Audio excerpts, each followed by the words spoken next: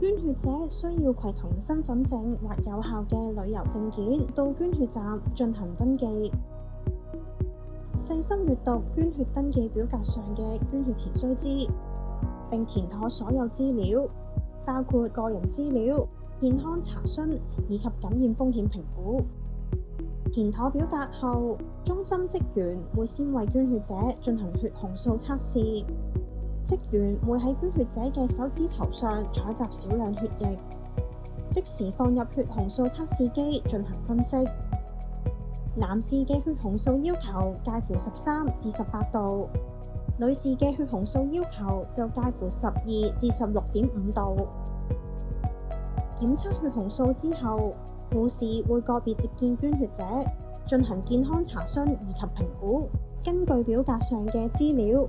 了解捐血者嘅健康狀況以及外遊記錄等等，並且為捐血者量度血壓、脈搏以及體溫，評估捐血者當日是否適合捐血。如果捐血者當日適合捐血，就可以到捐血區進行捐血程序。職員會喺捐血者嘅表格、血液樣本瓶以及血袋上貼上一套獨有嘅識別條碼標籤，以作適應。標籤好嘅血袋會放上血液混合機，令職員可以喺捐血過程中監察血袋嘅收集容量以及捐血時間。進行靜脈穿刺前，職員會使用消毒棒喺靜脈穿刺嘅位置進行1分鐘嘅皮膚消毒。靜脈穿刺過程中，血液會先經由喉管流入樣本收集袋，職員會先抽取4支血液樣本，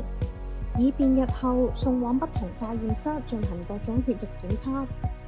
收妥血液樣本後，血液會經由喉管流入主血袋。整個捐血過程中，血液混合機會持續擺動血袋，以確保血液以及袋入邊嘅抗凝血劑可以均勻混合，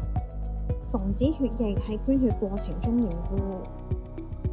血液收集量為350毫升或者450毫升。整個捐血過程一般為7至12分鐘。捐血期間，捐血者需要重複緊握同埋放鬆手握筒嘅動作，同時亦都建議進行肌肉張力運動，以幫助血液循環。完成捐血之後，職員會為喉管進行封口以及濾管程序。將血包包裝妥當之後，放入存有冷凍劑嘅血箱內保存。喺拔針之後，捐血者需要按壓入針位置5分鐘，直至完全止血。之後職員就會檢查針口止血情況，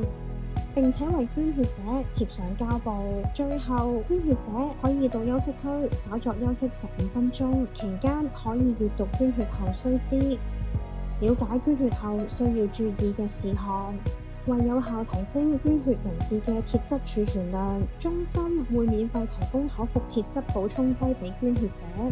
亦鼓勵捐血者喺日常飲食中進食含有豐富鐵質嘅食物，以加強鐵質攝取。